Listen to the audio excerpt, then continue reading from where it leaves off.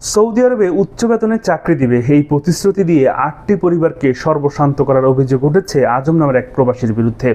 আর এই ভুক্তভোগী ৮টি পরিবার সংবাদ সম্মেলনের মাধ্যমে তথ্যটি জানিয়েছেন। ওই ভুক্তভোগী পরিবারগুলো বলে, আজম শুরুতেই ভালো চাকরির লোভ দেখিয়ে, ভালো বেতনের লোভ দেখিয়ে সাধারণ প্রবাসীদেরকে বিদেশ নিয়ে আসে এবং সেখানে আসার পর মাত্র ৩ মাসের একটি ভিসা ধরিয়ে দেয়। ভিসার মেয়াদ যখন শেষ হয়ে আসে তখন সে প্রবাসীদেরকে আটক করে এবং দেশে থাকা পরিবারের কাছ থেকে মোটা অঙ্কের টাকা এনে তাদেরকে দেশে পাঠায়। এমনকি ভুক্তভোগী পরিবারগুলো অভিযোগ করছে যে গত ৮ মাস থেকে একজন প্রবাসীকে যে আজমের কাছে এসেছিল তাকে খুঁজে পাওয়া যাচ্ছে না। এবং তারা অভিযোগ করে কারোর জন্য ১২ লাখ, কারোর জন্য ৪ লাখ, কারোর জন্য ৩ লাখ টাকা পাঠিয়ে তাদেরকে দেশে আনা হয়। যদিও আজম বলছে তার বিরুদ্ধে এগুলো ষড়যন্ত্র, সে এই বিষয়ে কিছুই জানে না।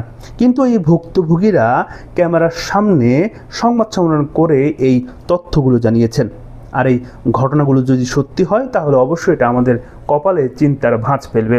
কারণ একজন প্রবাসী বহু কষ্টের পর, বহু টাকা ঋণের পর এরকম প্রবাসে আসে, কিন্তু সে যার মাধ্যমে আসে সেই যদি এরকম প্রতারণা শুরু করে এবং তার মাথায় যদি শুরুতে এরকম প্রতারণা থাকে, তাহলে একটি পরিবার ধ্বংস হওয়ার জন্য আর বেশি কিছু লাগে না।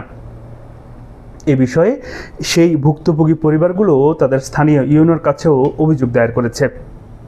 তবে এই বিষয়ে প্রশাসন এখনও এটার সত্য মিথ্যা নিশ্চিত করেনি। তবে সত্য মিথ্যা নিশ্চিত হওয়ার পরেই মূল ঘটনাটা জানা যাবে।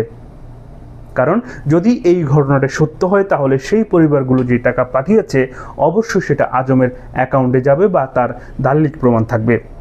অন্যদিকে যদি এগুলো দালিলিক প্রমাণ থাকে তাহলে আজমের মতো লোকেদের সর্বোচ্চ শাস্তির আশা করব আমরা। কারণ এক আজমকে দিয়ে যাতে উদাহরণ সৃষ্টি করা হয়, যাতে পরবর্তীতে কোনো এরকম প্রতারক কারোর সাথে প্রতারণা করতে না পারে। তবে এখন পর্যন্ত আজমের বিষয়টি সঠিক কি ভুল সেটা নিশ্চিত করতে পারেনি প্রশাসন। আমরা সে পর্যন্ত অপেক্ষা করব।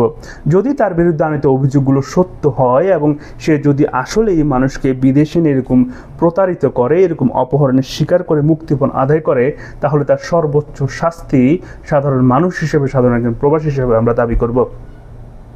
প্রিয় দর্শক, এই বিষয়ে আপনাদের অভিমত কী, কিংবা এই বিষয়ে আপনারা কি মনে করছেন অবশ্যই মন্তব্য করে জানাতে পারেন।